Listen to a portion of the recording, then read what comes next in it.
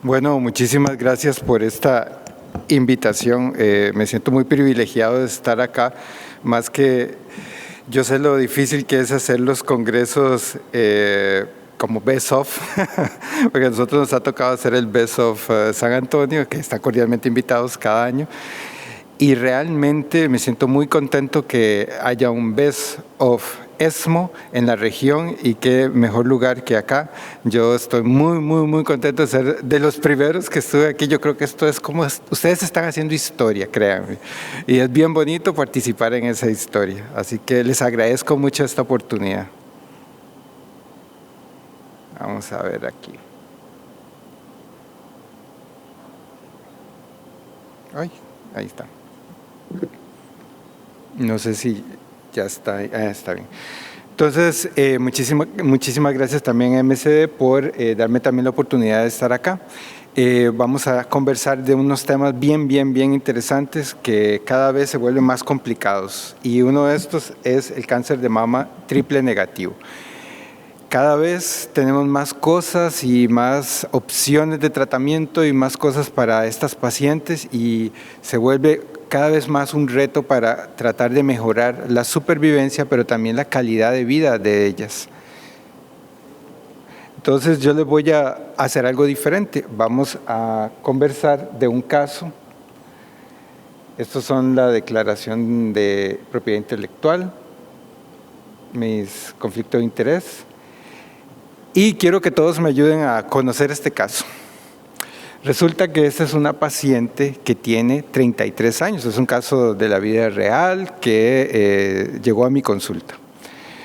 Ella es médico, igual que la mayoría de los que estamos acá. Ya con solo eso ya todos pensamos, ay, que lo peor le puede pasar.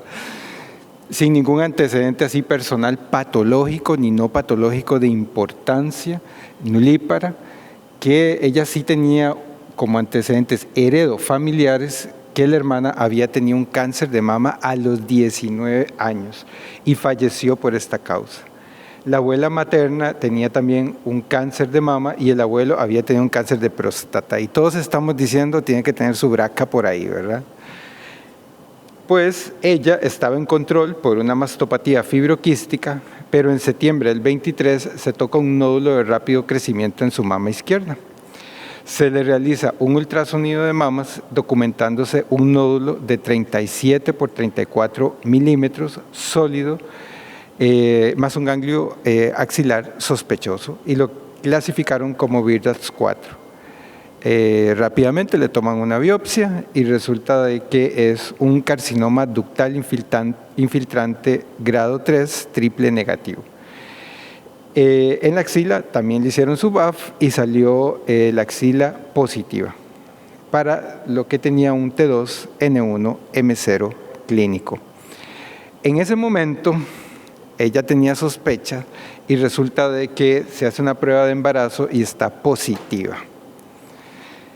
Y tiene un ultrasonido fetal en ese momento que mostraba un embarazo de 7 semanas. Estaba en el primer trimestre, con un cáncer de mama, con un ganglio positivo. ¿Verdad? Ya la cosa empieza a ponerse complicada. Bueno, a nivel internacional existen guías del manejo de las personas que están embarazadas en el momento que se le encuentra un cáncer. Aquí les pongo un ejemplo de todas las guías que pues, vamos a ir a consultar inmediatamente en el momento en que tenemos un cáncer de mama, y tenemos las de ASCO, las de la NCCN, ESMO y un montón más que han sido publicadas recientemente. Como pueden ver, la más vieja es del 23, pero la mayoría son del 25. Esta era el 23, que casualmente una de las que consultamos en ese momento. Pero bueno, en realidad todas ellas son guías que nos pueden ayudar a ver qué hacer. Y si agarramos todas esas guías tienen algunas cosas. Dice, 1, tenemos que estadiarla. Pero ¿cómo estadiamos a esa paciente? ¿Será que le hacemos una radiografía del tórax, si le hacemos ultrasonido de abdomen, o ha cambiado algo? Y si es seguro hacer una radiografía de tórax o no. ¿verdad? Entonces, las guías han mostrado que sí, que hay seguridad, que hay estudios que han demostrado que se le puede hacer su radiografía de tórax y ultrasonido, y esto ha sido realmente el manejo a lo largo del tiempo de estas pacientes. Pero aparece algo nuevo ahora, que es la resonancia magnética de todo el cuerpo. Y esto ha venido a cambiar un poquito la forma de estadificar, y van a ver cómo en las guías de manejo de esta enfermedad pues se ha empezado a utilizar. Esto es extremadamente caro y la mayoría de los centros no lo tienen y no lo van a hacer. O sea, no van a hacer una resonancia magnética de todo el cuerpo. Pero, pues básicamente es una de las cosas que ya se están recomendando como seguras para hacer la estadificación. Bueno, a ella se le hizo su resonancia magnética de la mama y pues ahí está la lesión que tenía. Y se le documenta ese sitio, está claro, parece un solo lugar y su ganglio positivo. Bueno, muy bien. Entonces, tenemos que evaluar el resto. Cuando hablamos de una resonancia magnética del resto del cuerpo, nos permite seguridad para el feto, que eso es una de las cosas muy importantes, se hace sin gadolinio, tiene una alta precisión y es un estudio que es de una sola vez. Entonces, la primera perla, digamos, en este contexto es que si uno tiene una mujer embarazada y tiene la posibilidad de hacerle una resonancia de todo el cuerpo, es la mejor opción en este momento para estadificar. En aquel momento ni siquiera existía esta recomendación, estamos hablando del 23. Bueno, nosotros decidimos discutir el caso. ¿Y qué cosas vamos a discutir en un equipo multidisciplinario? Vamos a discutir, ¿le hacemos cirugía inmediata? ¿O pensamos en darle tratamiento neoadyuvante? Y además de eso, vamos a ver, si le vamos a dar tratamiento neoadyuvante, está en el primer trimestre. ¿Será que tenemos que esperar al segundo trimestre para poder ofrecerle esto? ¿O podemos hacer una cirugía de entrada y eventualmente darle tratamiento adyuvante a la persona? Sabemos que está contraindicado el uso de pembrolizumab en este contexto de la mujer embarazada. Y bueno, obviamente que tiene que ser valorada por su consejo genético y pruebas genéticas más con lo que acabamos de ver, de que tiene un antecedente muy claro de cáncer de mama en su familia. Y por supuesto la planificación de todos los controles y todo esto desde el punto de vista ginecológico. Y me gustaría preguntarles a ustedes, ¿ustedes le recomendarían un aborto, por ejemplo, terapéutico e iniciar tratamiento, o no lo harían? No sé si tienen ahí.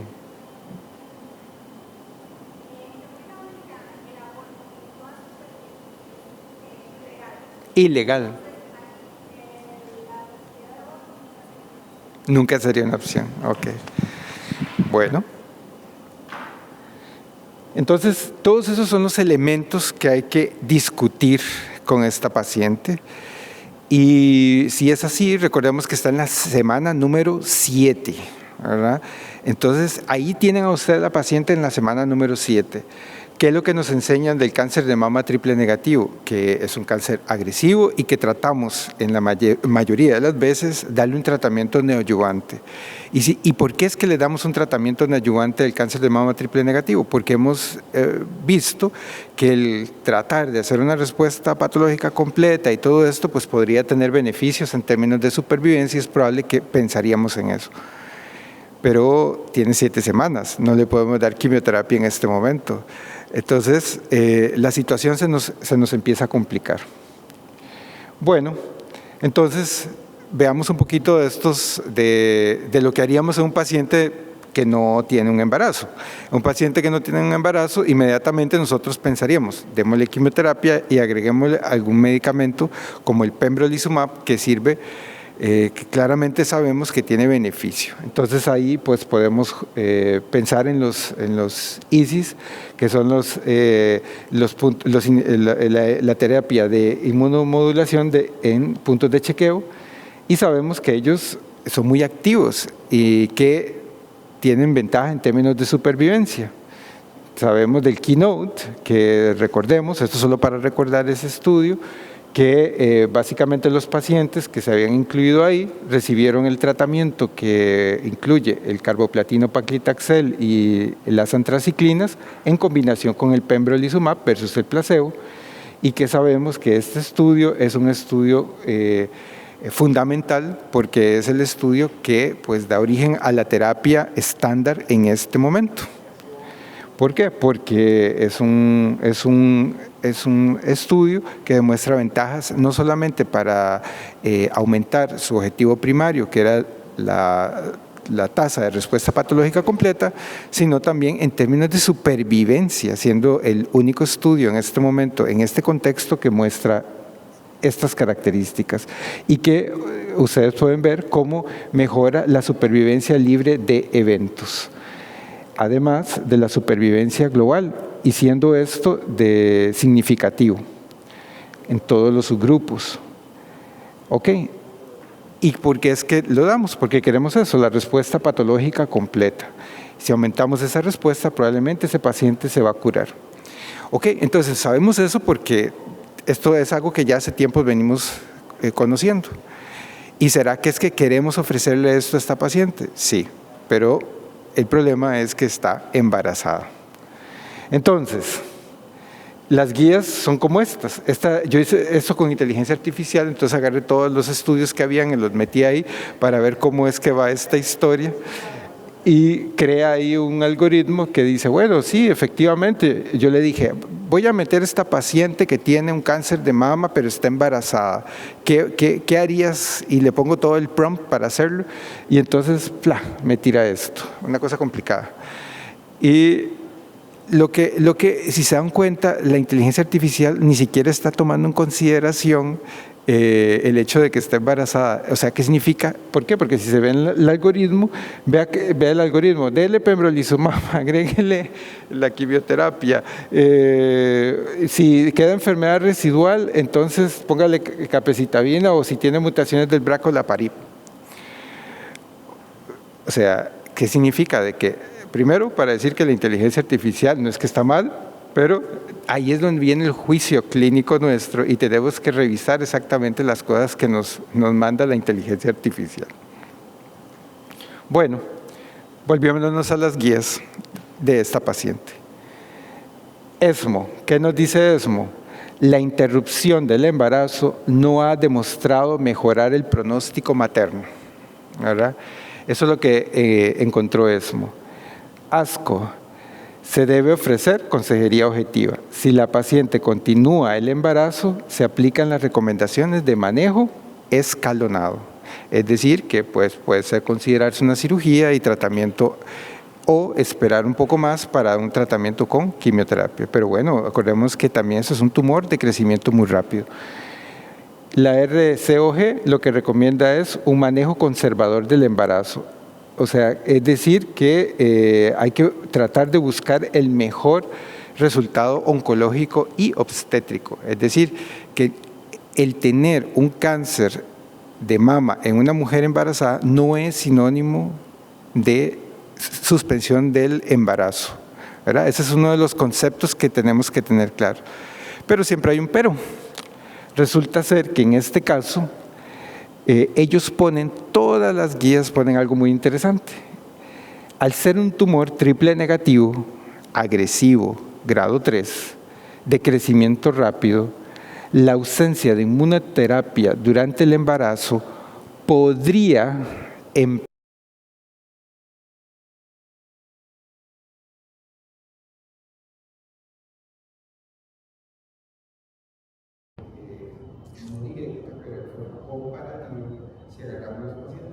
pudimos ofrecerle inmunoterapia, les va a ir mejor que aquellos que no.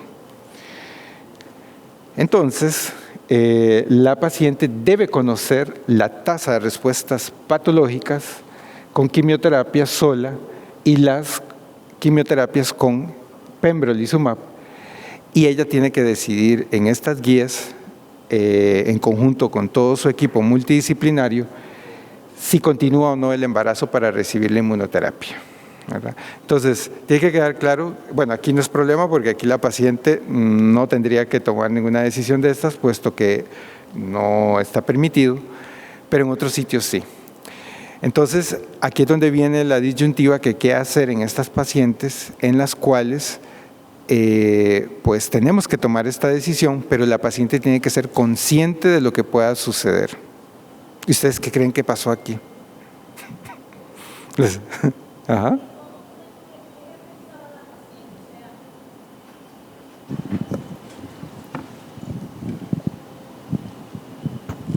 Digo yo, doctor, en todo momento, la opinión de la paciente sobre personalmente continuar el embarazo, o ella estaba decidida, no, sí, con todo esto que me han dicho, mi decisión es interrumpir el embarazo, y como no sé si allá es legal lo de la interrupción del embarazo, porque sí, para mí es muy importante saber la postura de la paciente en este momento tan decisivo, porque de lo que se decida va a cambiar el pronóstico totalmente. Correcto. Entonces, primer punto, y muy bien que uno, ¿qué piensa la paciente al respecto? Porque aquí podemos estar hablando todos los médicos y tomando una decisión, pero ¿qué piensa la paciente? Bueno, nosotros le pensamos, ella es médico. Entonces uno asume que se está entendiendo la situación y todo, pero no es tan fácil entender estas situaciones. Pero ella tenía una cosa, su hermana había muerto a los 19 años con un cáncer de mama igual, triple negativo. Entonces ella inmediatamente tenía eso en su mente. A mí me va a pasar lo mismo que a mi hermana, si no me dan un tratamiento completo y adecuado y completo, o sea, completo. Este era su primer hijo, o sea, su primer embarazo, y además de eso, recién casada. Estaba en esas condiciones donde estás en una cosa de que lo tengo o no lo tengo, pero si no lo tengo y me pongo el tratamiento, puede ser que tenga una mejor supervivencia, pero si lo tengo, pues voy a tener a mi hijo y puede ser que me den un tratamiento y que con eso lo logre. Y si no lo logro, o sea, todo eso pasaba.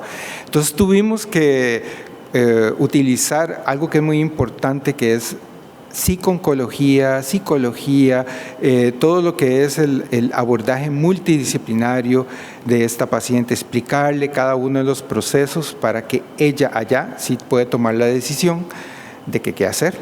Y es una decisión que es completamente de la paciente, ¿verdad? No sé cómo irá a ser acá, pero en algún momento incluso puede cambiar una ley acá y de repente ya puede existir esto, no lo sé. Pero es un dilema que la persona puede tener. Bueno, ¿qué pasó en este caso? Se discutió. Nosotros lo discutimos en la unidad de patología mamaria, se discutió, se le hizo el testeo genético germinal, se llevó a consejería genética, le hicimos los estudios de estadiaje, le hicimos su radiografía de tórax, ultrasonido, que estaba todo negativo. Nosotros no tenemos, ahora se le podría hacer, pero en aquella época eso de resonancia magnética de todo el cuerpo no lo podíamos hacer. Bueno, la verdad es que no se nos hubiera ocurrido, la verdad.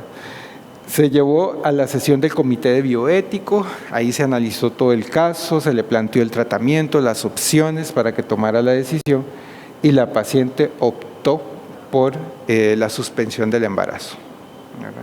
Entonces ya nosotros, a esto tiene que llevar un proceso, porque la suspensión del embarazo en una paciente es bien complejo, porque psicológicamente puede quedar con problemas más adelante por la toma de esta decisión.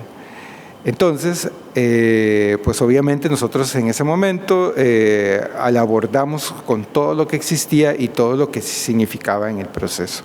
Y bueno, ella decidió, se procedió a la interrupción del embarazo, se le hizo todos los marcajes que teníamos que hacer y luego se le completaron los estudios de extensión ya con TACS y todo esto, y estaba todo negativo.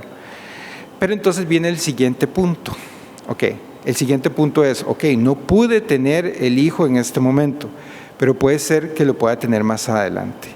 Entonces viene la discusión de la fertilidad.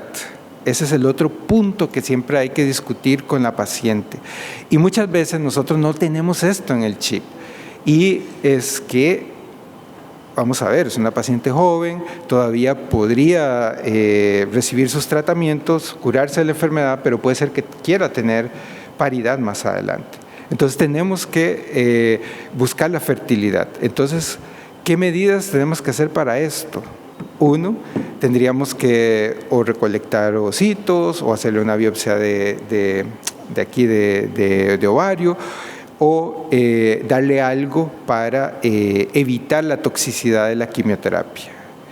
Pero hay que discutirlo, porque en ese momento las decisiones son muchas, no solamente perder el hijo, sino también seguir haciendo cosas. Y a veces nosotros hacemos y hacemos y hacemos y la gente va en ese carruaje.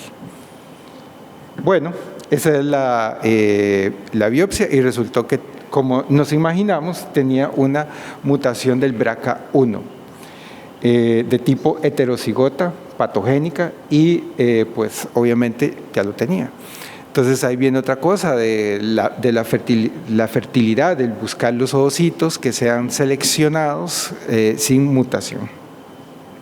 Sería interesante escuchar cómo ustedes abordan el asunto de la fertilidad acá. No sé si lo hacen, no lo hacen, lo piensan, no lo piensan, si tienen programas de hacerlo.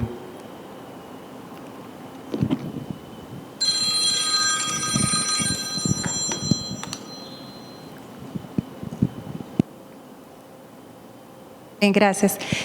Programas como tales, hospitales privados, hay grupos que se dedican a tema de fertilidad, y siempre que tenemos pacientes jóvenes, y también tenemos un grupo que está trabajando con AYA, lo tomamos bastante en cuenta. Tenemos bancos de preservación de óvulos, de esperma, y se podría hacer, pero es costoso. No todos los pacientes pueden acceder a la misma, pero sí, claro, lo tomamos en cuenta. Claro, pero hay que tenerlo. Y si no lo podemos hacer, entonces por lo menos garantizarle la función. Entonces, colocarle tratamientos como análogos LH-RH durante el proceso para disminuir la lesión como tal. Bueno, a ella se le hizo todo ese proceso. Bueno, entonces ella sí quería tener familia más adelante, entonces le agregamos goserelina y empezamos el esquema del Keynote 522. Nosotros allá en Costa Rica afortunadamente tenemos acceso a este fármaco. Al puro principio sí fue un poquito difícil, pero eventualmente todas las pacientes lo reciben. Entonces ella entró afortunadamente en esto y lo recibió. Hizo respuesta patológica completa y ahí se le planteó lo que era la mastectomía bilateral, la cual ella sí accedió en ese momento y siguió con su pembrolizumab de acuerdo al esquema como tal. Ahora, vamos a ver, ¿qué sugiere la literatura de la respuesta a la inmunoterapia con pembrolizumab en una paciente BRCA, en una paciente con una mutación del BRCA?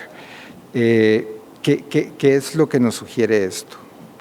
Entonces, las pacientes que tienen mutaciones del BRCA, curiosamente, tienden a tener mayores tasas de respuestas patológicas completas cuando reciben inmunoterapia neoadyuvante.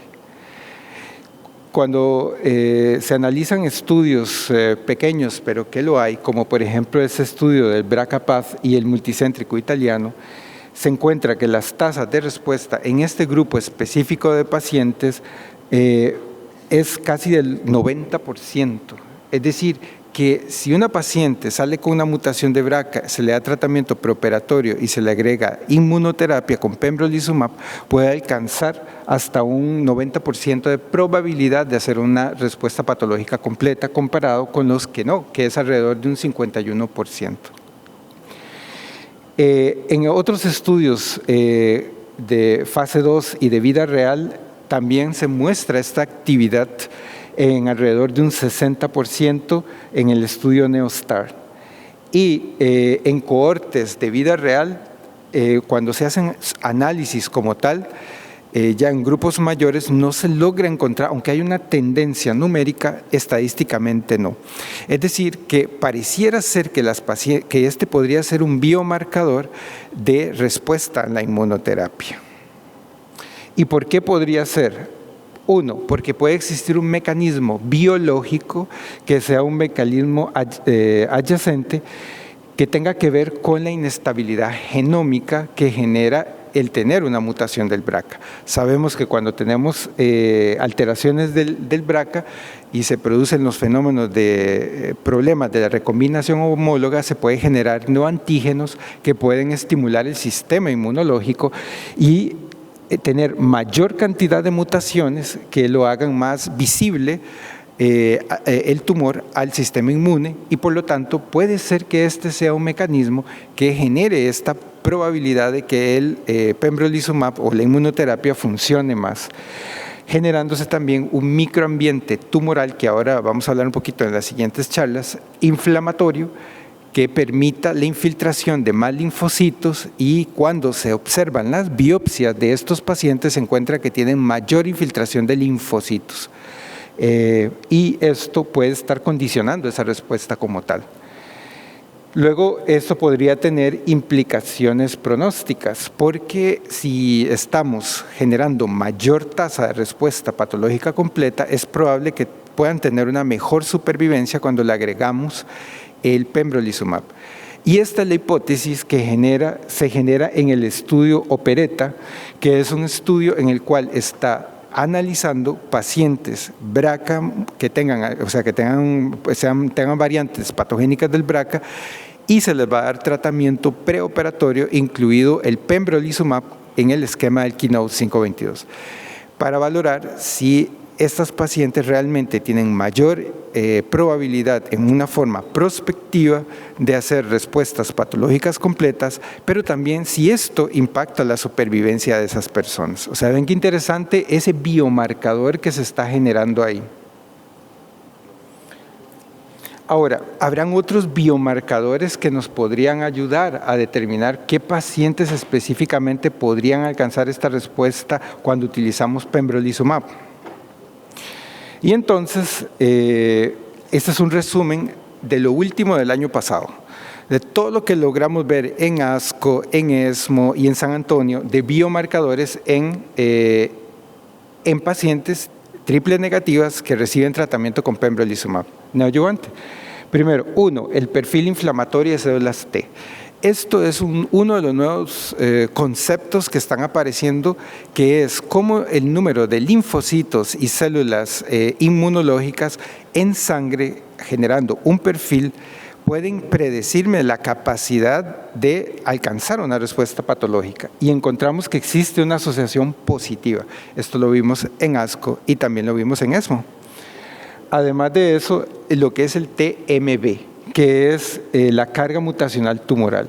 Ya de por sí sabíamos que esto en otros tumores, yo solo veo mama, pero yo sé que hay otros tumores que melanoma y otros que se utilizan, el TMB, pues aquí también se ha demostrado una asociación positiva y podría ser un posible predictor para estas respuestas completas. Firmas genómicas, como vimos el de Triple Negative Breast Cancer DX, que ahora está empezando a tener como moda, también podría ayudarnos como tal, y algunos subtipos, y también lo que es el HRD, que usted utiliza mucho en ovario. Pues esto también podría ser utilizado como factores predictores. Todo esto se ha empezado a encontrar y se están empezando a hacer matrices utilizando inteligencia artificial para poder establecer si todo esto puede generar una predicción de quiénes pueden hacer respuesta patológica completa. Entonces, pero hoy por hoy no tenemos ninguno bien claro, eso sí les puedo decir, pero se está trabajando para conocer un poquito mejor esa paciente desde el principio y poder personalizar este tipo de tratamiento. Sin embargo, sí pareciera que la asociación de las mutaciones del BRCA sí que podrían tener impacto en aumentar esta tasa en estas pacientes. Ahora, les voy a mostrar nuestra experiencia. Como yo les comenté, en Costa Rica afortunadamente lo tenemos de uso cotidiano, o sea, lo podemos prescribir cuando llega la paciente sin ningún problema en la seguridad social. Y entonces hemos empezado a recabar la información de ese montón de pacientes que hemos estado dándoles tratamientos con pembrolizumab. Y vean qué interesante. Digo yo interesante porque es la data nuestra, ¿verdad? Entonces, el objetivo de esto es demostrar ¿Cuántos pacientes realmente alcanzan la respuesta patológica completa ya en la vida real en una población latinoamericana como es la de Costa Rica?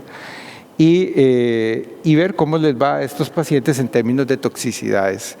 Que si será parecido, si será diferente, cómo será la toxicidad como tal.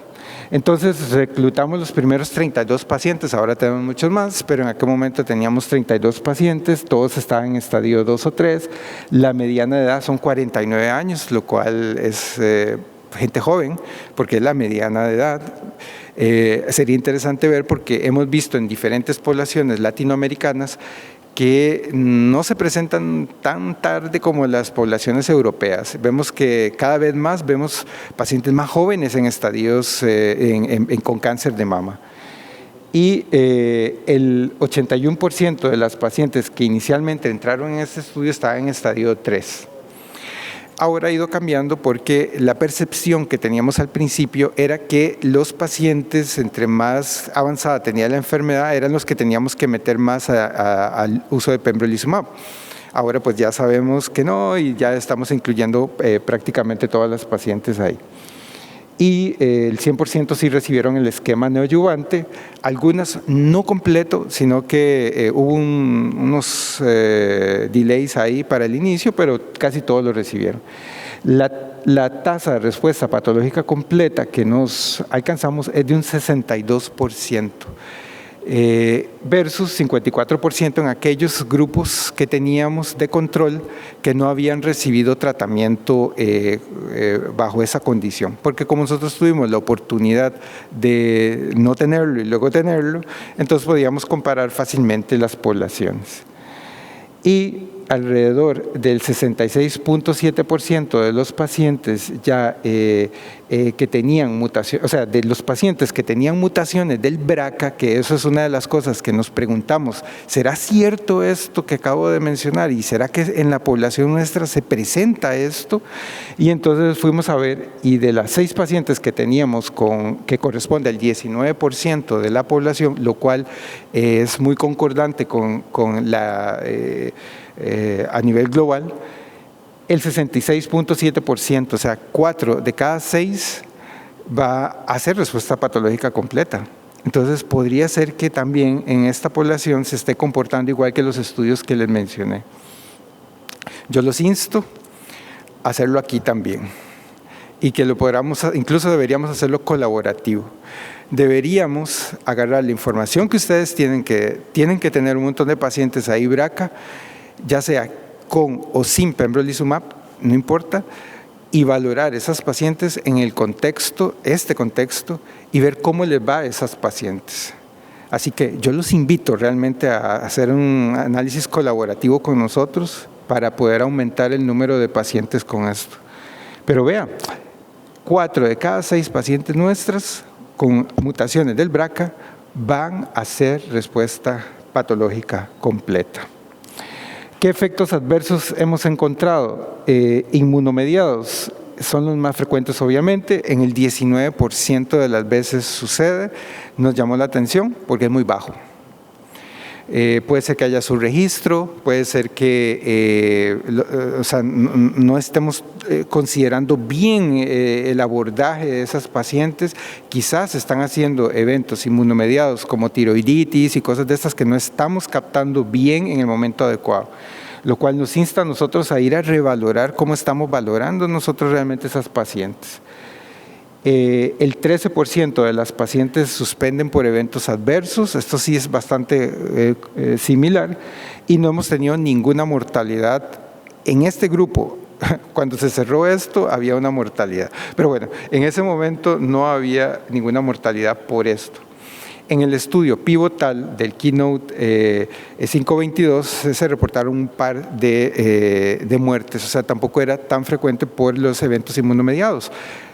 Sin embargo, en este contexto ya de vida real, nosotros, al menos en estas pacientes, no lo habíamos reportado. Entonces, lo que queríamos era compartir con ustedes la información, cómo podemos pensar en otra cosa diferente, que son pacientes que tienen mutaciones del BRCA, y cómo podemos buscar esto como un biomarcador y que tal vez podríamos hacer cosas juntos para aplicar el Keynote 522 y valorar en ese grupo de pacientes el comportamiento en nuestra población. Así que muchísimas gracias.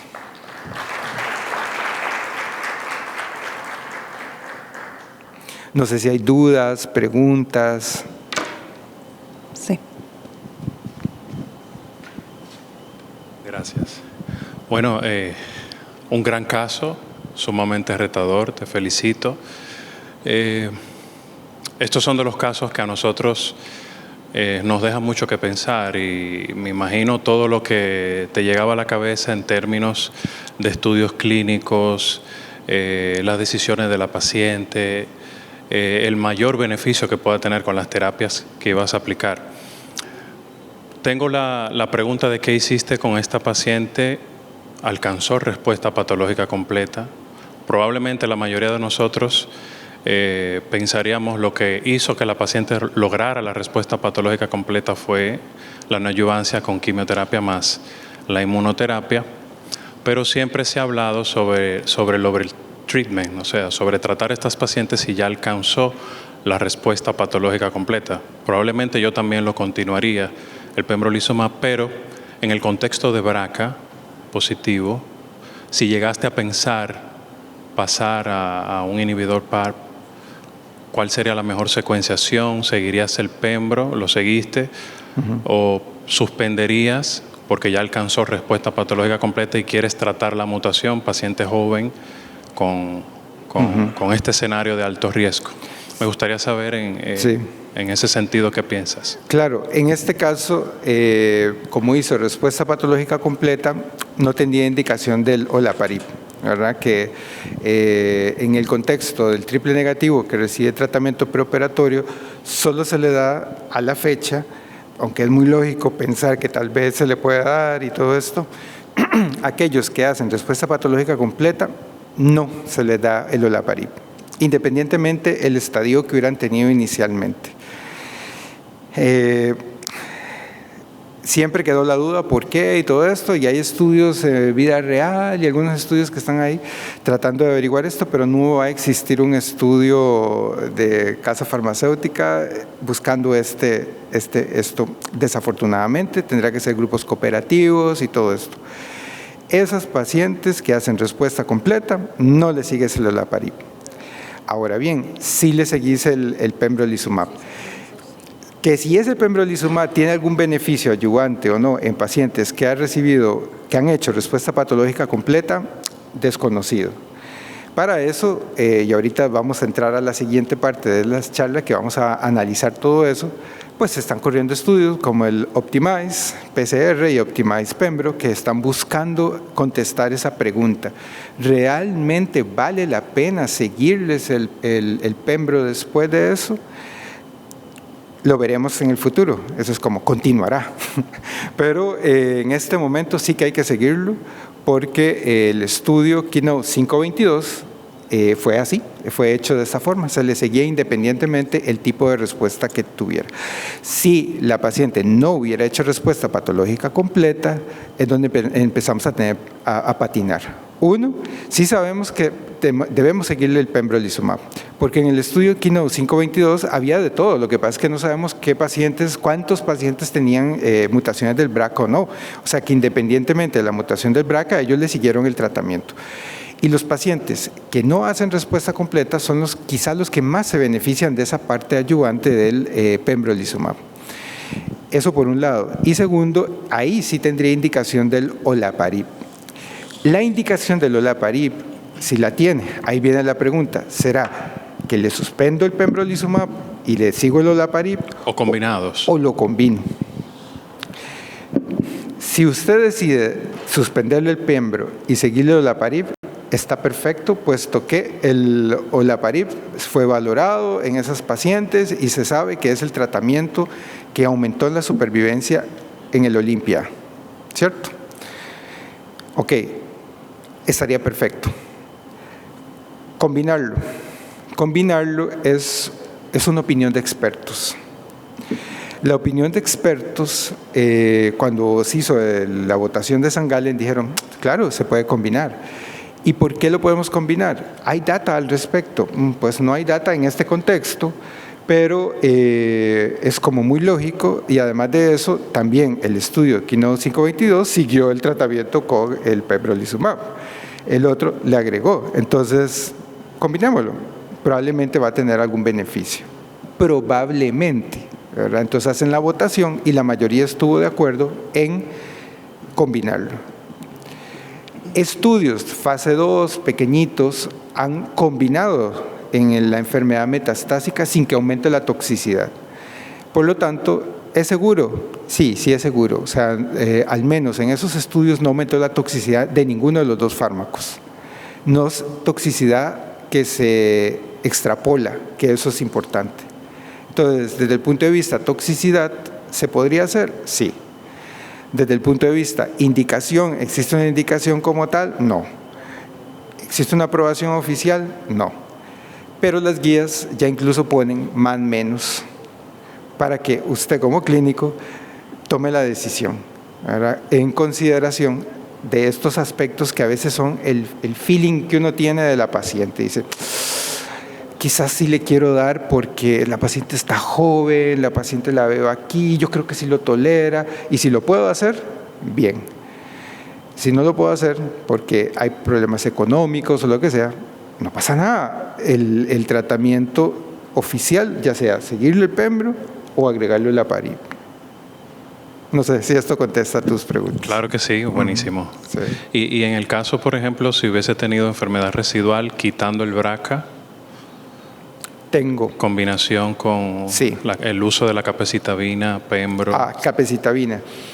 Esa es otra opción, la capecitabina, que ahorita también la vamos a revisar en la otra charla.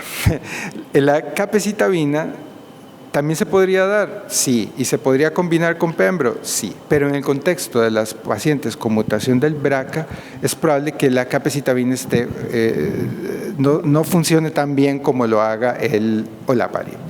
Entonces, si yo tengo que escoger, yo le voy a dar olaparib, no le voy a dar capecitabina a una paciente con mutación del BRCA. Ahora, si no tengo otra opción de tratamiento porque no hay forma de darle olaparib, pues sí es cierto que tiene un desempeño menor, pero no significa que no se la pueda dar. Y la combinación con el pembrolizumab también ha sido evaluado en pequeños estudios sin que esto aumente en forma significativa la toxicidad de ninguno de los dos. Entonces, ¿se podría dar? Sí, pero la recomendación en pacientes con BRCA va a ser siempre el inhibidor del PARP o la PARIP. Eso. ¿Hay alguna otra pregunta? ¿Hay alguna otra pregunta?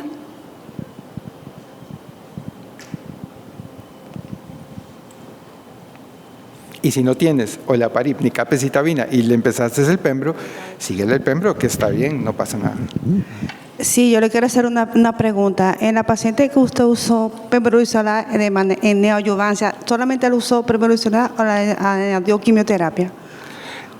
Viera que no entendí muy bien aquí. La paciente la estadística que usted presentó real de su data, de lo que usted ha hecho, usted presentó que le puso pembrolizumab neoayudante a pacientes con triple negativo, que si solamente le puso pembrolizumab o le añadió quimioterapia también. Porque no me perdí, no sé. Ella quiere saber si se combinó pembrolizumab con quimioterapia en la neoadyuvancia de su paciente. Neoadyuvante, o sea, es que vieras que hay un problema con el sonido. O sea, vieran qué interesante porque la mitad de lo que dicen se entiende acá. No es que no se oye, no, se oye perfecto. Tranquilo, no pasa nada. Perfecto, pero la doctora, tal vez sí. La doctora perdió el hilo durante el caso y necesita saber si usted le agregó quimioterapia al pembrolizumab durante la neoadyuvancia de su paciente. Sí, o sea, durante el tratamiento neoadyuvante, la paciente recibió todo el esquema del Keynote 522, es decir, inició con el carboplatino y paclitaxel y luego se le dio la fase de antraciclinas con ciclofosfamida. Ese es el esquema, digamos, usual. Sin embargo, ya hay esquemas en donde se pueden hacer dosis densas. Claro, esto no es el estudio. El Keynote es así, ¿verdad? Se le da carbo con paclitaxel, seguido de la antraciclina con ciclofosfamida, 4 ciclos y los 12 ciclos de tratamiento inicial, con el tratamiento con pembrolizumab. Y ya en la fase adyuvante va solo, o sea, va sin la quimioterapia, solo el pembrolizumab. Es decir, todo ese montón de quimioterapia lo recibe preoperatorio y así es como se le aplicó. Nosotros tratamos de ser muy,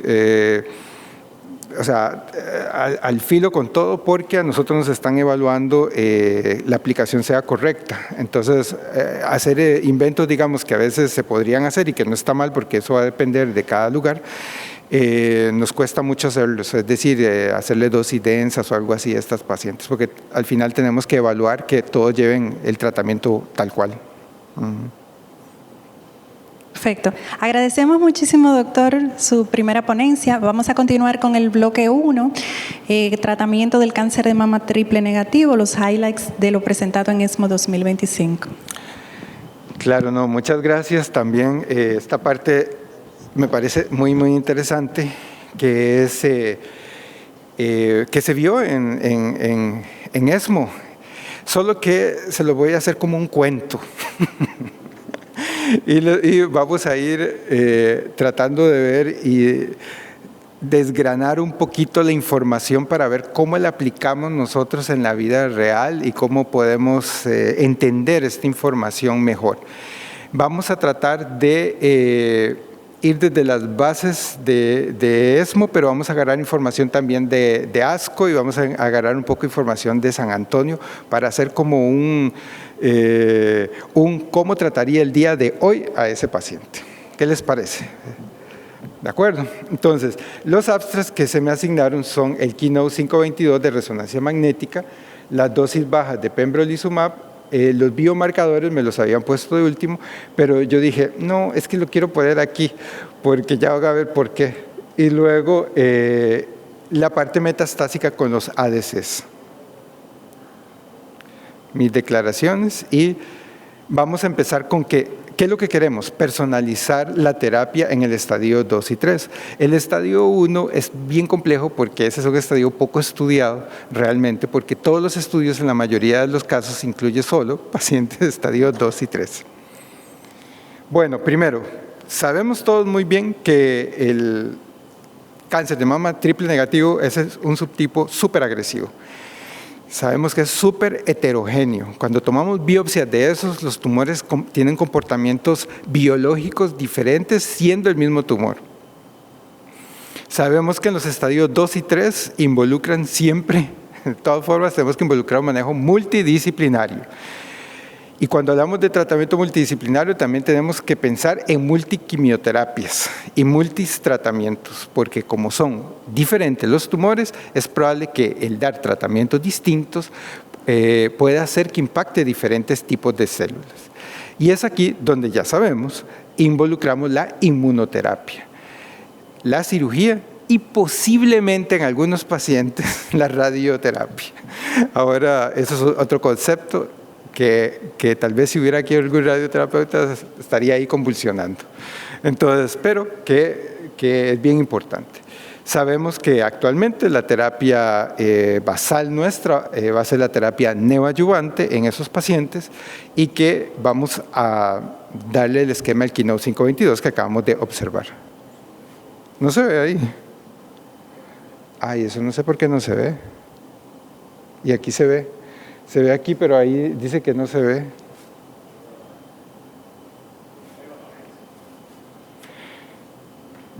Sabotaje. Entonces, y la otra cosa que no todos los pacientes deben recibir lo mismo, no puede ser una receta de cocina. Tiene que haber pacientes que les demos menos cosas y pacientes que sí requieran más cosas, aún teniendo el mismo estadio. Entonces, es donde es necesario buscar esos biomarcadores que nos vayan a ayudar un poquito a decidir qué vamos a hacer. ¿Ok? Entonces, el primer estudio que se me asignó es el de la resonancia magnética, para buscar su grupo de pacientes que pues tal vez me pueda predecir algo. Cuando nosotros damos un tratamiento neoadyuvante, lo que tenemos en mente es hacer la respuesta patológica completa. ¿Y por qué es que queremos la respuesta patológica completa? Porque sabemos que este es un marcador que podría significar aumento en la supervivencia en general, ¿cierto? Entonces, pero habrán cosas o datos que me puedan predecir qué paciente va a alcanzar esa respuesta patológica completa. Y el conocer ese dato podría hacer que pues tenga mejores resultados el paciente y que eventualmente podría hasta cortar los tratamientos como tal. Es por eso que surge esta pregunta, y en el Keynote 522 se hizo esa pregunta y esto se presentó en ESMO. Este estudio lo que buscaba era ver si utilizando la resonancia magnética, midiendo dos cosas: el RECIST, que es lo que utilizamos para la medición y seguimiento de los tumores en investigación, funciona, o el volumen tumoral funcional. El volumen tumoral funcional es otra cosa que se puede utilizar. Entonces, y tal vez, ¿por qué no comparar? ¿Cuál será mejor? ¿Será mejor hacerle un RECIST o hacerle un volumen tumoral funcional? Y si esto, al producir un efecto, será un signo de esta respuesta patológica completa. Pues este estudio lo que hizo es eso. Agarró pacientes, se les hizo una resonancia magnética antes del tratamiento según el esquema del Keynote 522, y cuando ya se le iba a hacer la cirugía, en ese momento se le volvía a hacer la resonancia magnética a ver cuántos pacientes habían respondido y si estos cambios en RECIST y en el volumen tumoral funcional predecían esta respuesta patológica. Este corte se dio el 23 de marzo del 2022, incluyó 162 pacientes, 97 en el brazo que recibió Pembro y 65 en el que recibió el placebo. ¿Y qué encontró este estudio? Este estudio lo que encontró es que, como pueden ver ahí, no sé si lo pueden ver ahí, pero resulta ser que los que responden utilizando criterio versión 1.1 RECIST o el volumen tumoral funcional es el mismo. Es decir, que si responde, aquellos que utilizaron el RECIST o aquellos que utilizaron el otro tienen exactamente el mismo beneficio. Es decir, que cualquiera de los dos podría utilizarse. Y que sí responde, o sea que si efectivamente se ven esos cambios, eventualmente estos pacientes podrían alcanzar la respuesta patológica completa. Entonces, pero este estudio lo que demuestra también es que no importa si esto lo hizo con el pembrolizumab o lo hizo solo con la quimioterapia. Es decir, que no hubo diferencias entre aquel grupo de pacientes que recibió el pembro y aquel grupo que solo recibió quimioterapia en cuanto a los cambios en la mama que predecían la respuesta patológica completa. Entonces, nos ayuda a encontrar rápidamente qué pacientes podrían ser, pero no nos distingue si el dar pembrolizumab o no aumenta o no la probabilidad en ese grupo específico de pacientes. Entonces, es un estudio que nos deja así como con preguntas más que respuestas. Pero muy interesante porque podríamos utilizar la resonancia magnética como algo que nos pueda ayudar a predecir, y en el 93-94% de las veces así va a ser. Bueno, entonces, listo. Ese está interesante. No cambia la práctica, no hace ninguna diferencia en cuanto a qué vamos a hacer, pero nos deja una idea de que podemos utilizar imágenes como biomarcación o un marcador para predecir un poco la respuesta independientemente. Luego viene, incorporemos los ISIs, a ver qué pasa aquí. Pembrolizumab, neoadyuvante, adyuvante, estándar. Ok, pero ¿qué pasa con los demás? Atezolizumab, en adición con nab-paclitaxel, sabemos que también mejora la respuesta patológica completa. Esa tasa de respuesta patológica completa mejora de un 49% a un 69%. Y hay una mejoría en términos de supervivencia libre de enfermedad y supervivencia general, pero no alcanza la significancia estadística. Otros estudios evaluando todas estas combinaciones como el NSABP-B59, el GEPAR-12 y el Neotrip también demuestran que estos ADCs, estos inmunoterapias también pueden aumentar la tasa de respuesta patológica completa, sobre todo el atezo, así como lo hace el pembro.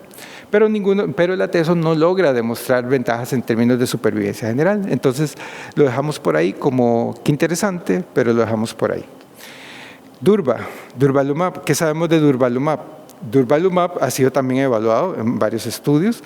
En el estudio GEPAR nuevo, que ahora vamos a hablar un poquito de él, pues no demostró ventajas en términos de la respuesta patológica completa significativamente, aunque numéricamente sí fue un poquito mayor, pero interesantemente sí mejoró la supervivencia libre de enfermedad invasiva y también mejoró lo que es la supervivencia general de esas pacientes.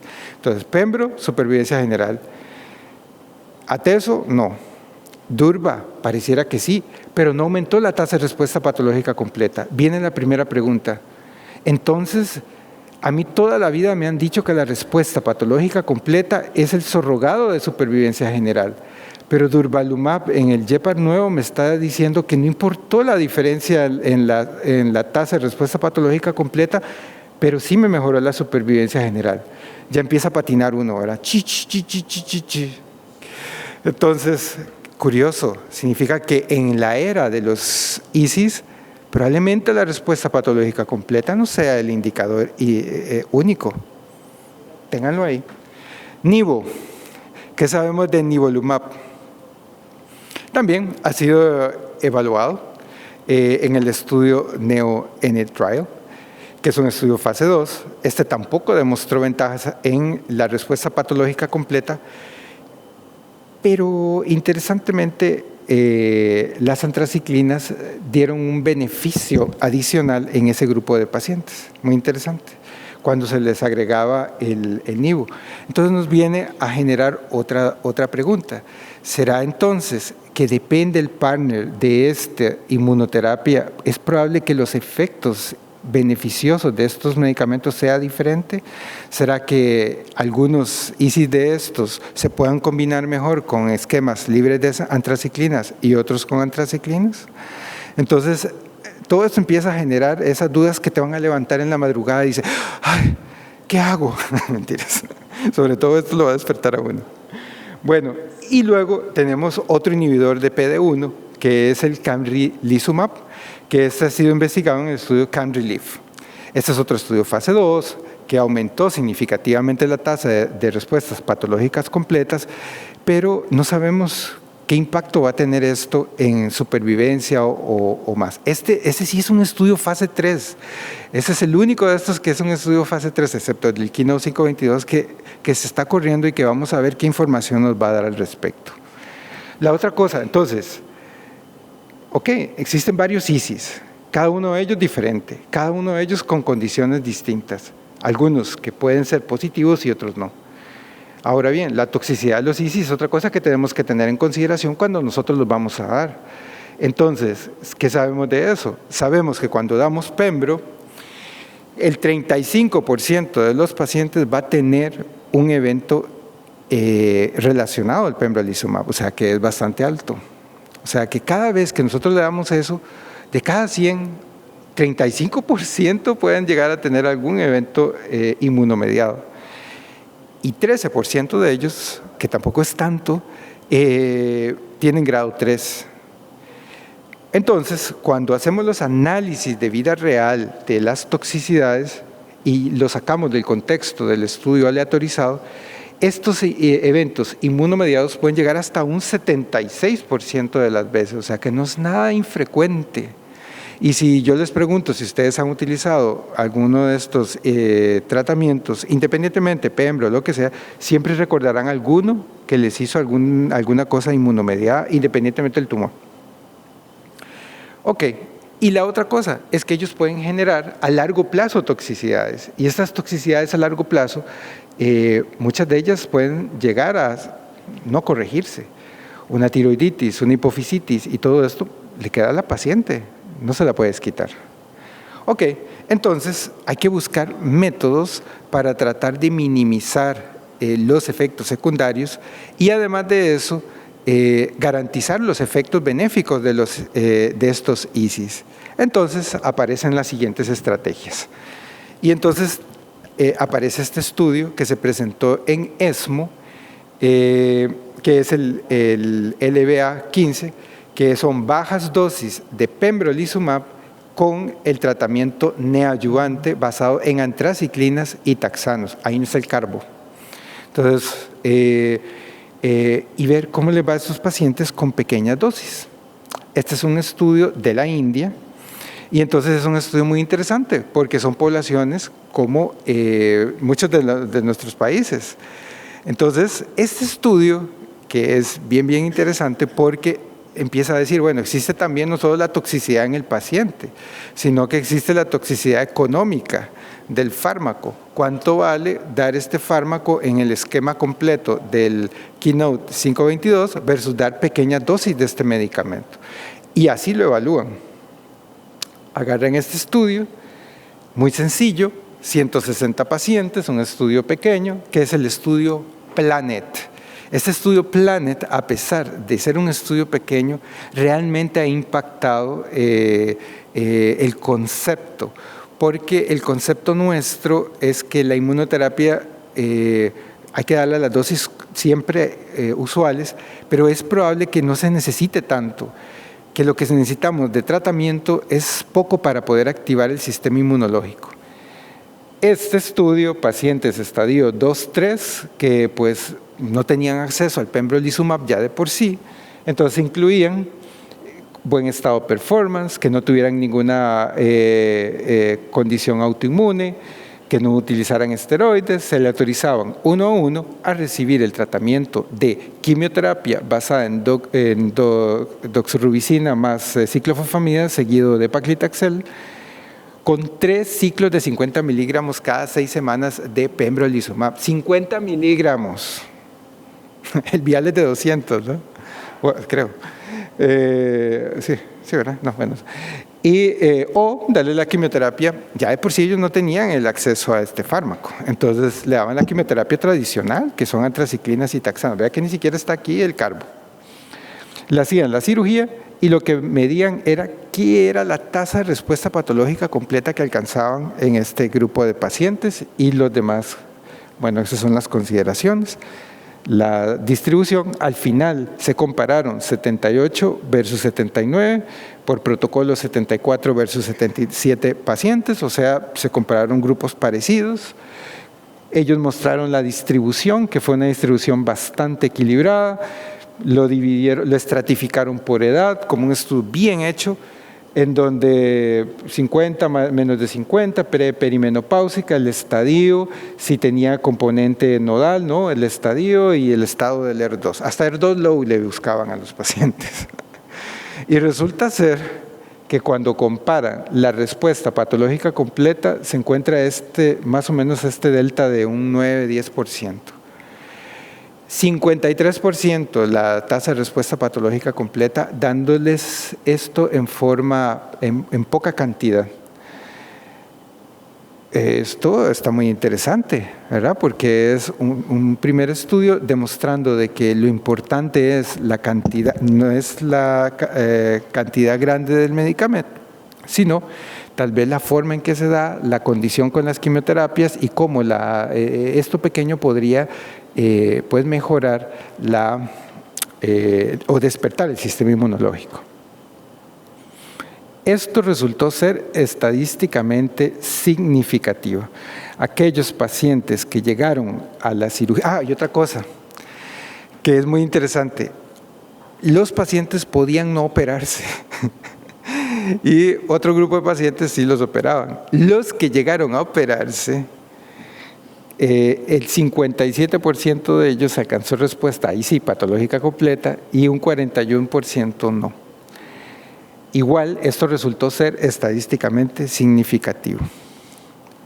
Todos los grupos se beneficiaban independientemente de la edad, el tamaño del tumor, el estado ganglionar y el estado ER2-0 o ER2-low. Cuando les hicieron el residual cancer burden, que es otra cosa que nosotros hacemos ya en la actualidad, igual, lo mismo, claramente tenían un mejor perfil aquellos que habían recibido el pembrolizumab como tal. En calidad de vida, buenísima la calidad de vida, igualito a los que recibían o no recibían el tratamiento. En toxicidades, las toxicidades pocas.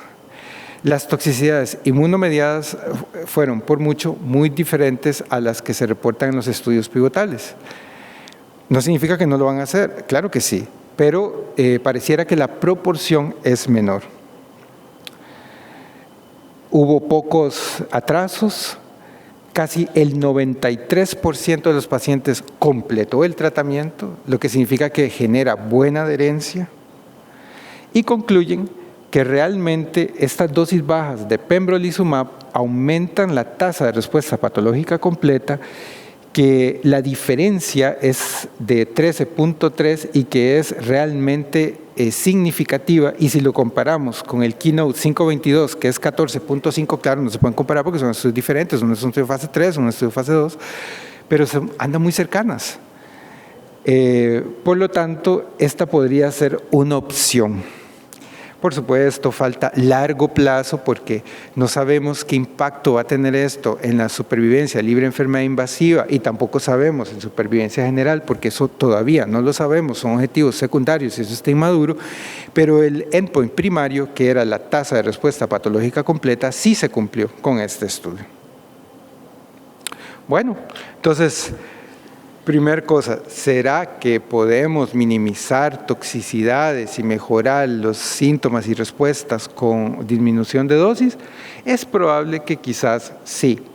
Digo probable porque esto hay que agarrarlo con pinzas con todas las salvedades que acabo de hacer. Segundo, vamos a ver las quimioterapias y los partners que tenemos en la actualidad. ¿Cuáles son los que damos? Antraciclinas y el carboplatino. ¿Qué sabemos del carboplatino? Bueno, del carboplatino sabemos que siempre ha habido controversia que el carboplatino, a pesar de que tenemos un análisis conjunto del Brightness, del CALGB, del GEPAR-6 que demuestra que aumenta la tasa de respuesta patológicas completas, aunque estos estudios en combinación no mostraron beneficio en supervivencia, ya voy a tirar eso por ahí, de supervivencia general. Sin embargo, tenemos el estudio de Gupta, que ustedes conocieron en ASCO y que ya salió publicado, en donde el carboplatino mejoró la supervivencia general, principalmente en mujeres menores de 50 años. Y sabemos que esto en neoadyuvancia. Sabemos también en adyuvancia que incorporar el platino en el estudio Pattern, Citrin, etcétera, también puede mejorar la supervivencia libre de enfermedad. Por lo tanto, el agregar platinos, ya sea en forma neoadyuvante o adyuvante, es una de las tendencias actuales y que probablemente esos pacientes deberían incluirse o debería darse en algún momento, ya sea neo o adyuvante. Entonces, platino, antraciclinas. Entonces, las antraciclinas siempre se han considerado como importantes en el cáncer de mama triple negativo. ¿Por qué? Porque cuando vimos el metaanálisis de Early Breast Cancer Trials Cooperative Group, vimos que disminuyen la probabilidad de recurrencia más o menos en un 14 a un 15%. Y en los estudios de ABC también se encontró este beneficio. Entonces, sí, y cuando incluso se hacen estudios pequeños, siempre hay algún beneficio. Pero cuando se empieza a analizar esquemas libres de antraciclinas, se encuentra que, que tienen altas tasas también de respuestas, como este estudio fase 2 y el estudio NEOPAC, que empezando a utilizar antraciclinas, se empiezan a utilizar inmunoterapias, como por ejemplo el pembrolizumab, demostrando de que quizás no sea necesario utilizar antraciclinas, porque cuando agregamos pembrolizumab a esta combinación, pues les va bien a los pacientes y alcanzan tasas de respuesta patológica completa buenísimas, 58%, y supervivencia libre de eventos arriba del 86%. Entonces, tal vez no era necesario agregarle las antraciclinas y las toxicidades que las antraciclinas pueden tener a largo plazo. Entonces, para dilucidar si realmente hay que agregar o no hay que agregar antraciclinas, se está corriendo un estudio fase 3, que es el estudio Scarlett, que lo que busca es agarrar el esquema del Keynote 522 y compararlo con el esquema del Neopac y ver si le doy o no le doy antraciclinas, a ver quién gana, siempre con pembrolizumab. ¿Qué va a salir de esto? No lo sé, pero mi percepción es que van a salir lo mismo, que va a salir igual dar o no dar antraciclinas, lo cual podría ayudarnos a nosotros a dilucidar no darle. Ok, entonces ya vimos que existen diferentes tipos de inmunoterapias, que tenemos que bajarla, probablemente vamos a terminar bajando dosis, que no sabemos todavía si incorporar o no incorporar antraciclinas, probablemente eso quedaría muy a gusto de la persona, que eso se esté evaluando. Ahora bien, ¿cómo escalamos o desescalamos? ¿Cómo desescalamos? Desescalamos cuando damos un tratamiento preoperatorio, el paciente hace respuesta patológica completa y entonces, ¿qué hacemos después? ¿Le seguimos el montón de cosas o ya no le hacemos nada o paramos o qué hacemos? Keynote 522 es claro en seguir el tratamiento con pembrolizumab, ¿cierto? ¿Qué nos dice el GEPAR nuevo? GEPAR nuevo encontró que había mejoría en supervivencia libre de enfermedad cuando yo doy un esquema con EASY y entonces aumenta la tasa de respuesta patológica completa, pero probablemente no hay necesidad de seguirle más tratamiento porque este estudio no daba la fase adyuvante que sí lo hace el Keynote 522. Entonces puede ser que todo se pueda dar en la neoadyuvancia. ¿Y será cierto eso? Entonces vamos a ver los estudios que le dieron adyuvancia con inmunoterapia. Y los estudios que dieron inmunoterapia adyuvante son pacientes que se operaron y luego le dieron tratamiento con adyuvancia. ¿Cuáles son los dos estudios conocidos? Es el Impassion 030 y el A-Brave. Uno con atezolizumab y el otro con avelumab. Y esos estudios son negativos en su objetivo, en sus objetivos como tal. Uno, aunque sí dio algún beneficio inicial en supervivencia libre de enfermedad, al final no lo dio en enfermedad invasiva, entonces es negativo. Y el otro tampoco, el Brave, tampoco mostró ventajas en su objetivo primario, aunque mostró ventajas en supervivencia general, pero su objetivo primario, que era la supervivencia libre de enfermedad invasiva, no lo demostró. Por lo tanto, adyuvancia, solo adyuvancia, sin tener la parte inicial, queda en preguntas. Y seguirle un tratamiento adyuvante cuando empecé ya la adyuvancia es lo estándar, pero ¿será que no? Entonces están estos dos grupos que son el Optimize PCR y el Optimize Pembro, que por el momento no tenemos la data, pero nos irán a decir si realmente seguimos con esa fase adyuvante. Entonces, ¿qué se presentó en ESMO que nos ayude un poco a dilucidar todo este proceso? Se presentó este estudio, que es el GEPAR nuevo. El GEPAR nuevo es un estudio que no estaba incluido en los que me dieron, pero es que no podía dejar de ponerlo, porque es muy importante, no solamente por el biomarcador, porque nos ayuda a entender un poco la biomarcación, sino porque es un estudio súper positivo y súper interesante, que nos quita de la mente el hecho de que la respuesta patológica completa es lo único que tenemos que buscar. Este estudio pues se basa en que le damos tratamiento neoadyuvante, que cuando damos tratamiento neoadyuvante aumenta las tasas de respuesta patológica completa y que es probable que pues, pueda mejorar otros parámetros. Entonces, un estudio muy sencillo. Los pacientes triple negativos se aleatorizaban a recibir durvalumab versus placebo. Se les tomaba una biopsia, se le agregaba nab-paclitaxel, vean, nab-paclitaxel con durvalumab o nab-paclitaxel más placebo. Luego se medía la respuesta clínica. Una vez que se daba la respuesta clínica, continuaban con dosis densas de antraciclinas más durvalumab o dosis densas con placebo, y luego se llevaba a cirugía.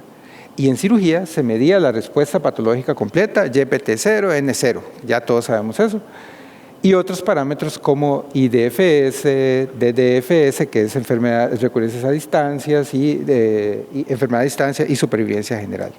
Sencillo, solo es agregar durvalumab a lo que probablemente haríamos, antraciclinas y taxanos, antraciclinas.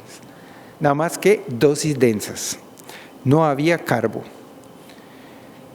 Se comparan los grupos y se ve que están bastante bien balanceados, aquellos que recibieron placebo con los que recibieron el durvalumab. Las tasas de respuesta patológica, aunque numéricamente sí es mayor en el grupo de los que recibieron durva, que fue 53 versus 44, no fue estadísticamente significativo. Es decir, que no hubo diferencias en la tasa de respuesta patológica completa. Y cuando fueron a ver la supervivencia libre de enfermedad invasiva, ahí a 3 años, los que recibieron durva tenían 85.6% versus 77.2%, siendo esto con un hazard ratio de 0.48. O sea, con una P estadísticamente significativa. O sea, ¿qué importó la respuesta patológica completa en ese momento? Nada, porque la supervivencia libre de enfermedad invasiva sí que se mejoró. Pero entonces viene la siguiente pregunta. Bueno, pero ¿esto impactará la supervivencia general? Entonces, bueno, se hacen todos los análisis, se miden los TILs, que ya vamos a ver en eso más adelante. Y bueno, lo mismo esto ya se los mencioné. Ok, vamos a ver los TILs, que los TILs ayudan a predecir en estos pacientes qué paciente les va a ir mejor. Entonces, se miden los TILs iniciales, pero principalmente los residuales. Y aquí es donde empieza otra cosa que nos va a costar entender dentro de un ratito. Aquí, los que tenían TILs altos a 7 años, vean qué interesante, los que tenían TILs altos a 7 años y recibieron durvalumab, el 100% está sin datos de enfermedad invasiva. El 100%, o sea, ninguno de los que tenía TILs altos a 7 años tenía enfermedad. Vean qué interesante. Entonces, TIL alto residual en pacientes que reciben durvalumab, hagan o no hagan respuesta patológica completa, es un factor pronóstico. A ver, ¿qué estudio tiene todos los pacientes sin datos de recurrencia a 7 años, comparado con los otros que tenían TILs bajos? Todos los grupos se benefician excepto los ganglios negativos. Es otra cosa muy interesante. O sea, 1, interesante, no importa la respuesta patológica completa. 2, niveles de TILs altos mejoran la supervivencia libre de enfermedad invasiva. 3, el grupo N0 pareciera no impactarse. Cuando se comparan todos los grupos y los tratamientos y toda esa cuestión, andan bastante interesantes porque la IDFS de aquellos que hacen respuesta patológica completa es buenísima, 85. Los que no, 62 independientemente. Pero eso ya lo sabíamos de los estudios anteriores. Pero cuando vamos a ver la supervivencia general, vean, la supervivencia general en el grupo de pacientes que reciben durvalumab, pacientes triple negativos, estadios 2, 3, 93.6% están bien. Y de esos 93%, recuerden que si tenían TILs altos, todas estaban vivas y todas están sin progresión. O sea que las que están cayendo ahí son aquellas pacientes que no tenían TILs altas con durvalumab. Bueno, eso es lo mismo básicamente. Entonces, la conclusión de este estudio es que ese estudio mejora en forma significativa a aquellos pacientes que reciben durvalumab, que han recibido esquemas libres de carboplatino, nosotros decimos siempre libre de antraciclinas, ahora sería libre de carboplatino, y que realmente tengan un biomarcador como por ejemplo las células, los TILs en neoadyuvancia. Entonces, biomarcador, inmunoterapia y perder el concepto de la PCR. Bueno, pues esa era la cosa de la desescalación. Ahora veamos la escalación. La escalación es lo que acabamos de hablar ahorita, que si le doy, termino el tratamiento, quedó con enfermedad residual, pues ¿qué le doy? Si tiene una mutación del BRCA, pues démosle el olaparib. Si no es, le damos capecitabina, ¿cierto? Bueno, entonces vamos a ver qué ha cambiado. ¿Qué ha cambiado en el contexto de la adyuvancia? ¿Y qué pasa si el paciente ya lo operaron y te llega ya operado? ¿Qué haces? Porque la mayoría les vamos a dar neoadyuvancia. Pero, ¿qué ha cambiado? Entonces, ya les dije que el IPACHO 030 y el EBRAVE son los dos estudios que han demostrado este beneficio, no beneficio en ese contexto. Sin embargo, se está evaluando también un estudio con pembrolizumab solo en adyuvancia. Pacientes que ya fueron operados y que se les va a dar un tratamiento con solo pembrolizumab, que es el estudio del SWOG 1418. Ok, pero entonces incorporemos biomarcadores para decidir a qué paciente darle qué cosa. Entonces ya vimos uno, los TILs, pero ¿qué más había en ESMO? En ESMO salió esto. El EBRAVE también evaluó los TILs y ahorita vamos a ver que esto se nos va a poner más complicado. Luego, lo que son los TILs más la enfermedad residual también. ¿Será que la correlación de los TILs en la enfermedad residual tiene alguna implicación? IRIS, que lo que busca es el perfil de células T, o sea, otras células inmunológicas y otras condiciones circulantes. Entonces, los biomarcadores los podemos dividir en dos grandes grupos. Uno, los que son inmunológicos y dos, aquellos que tienen que ver con la genómica. Biomarcadores genómicos.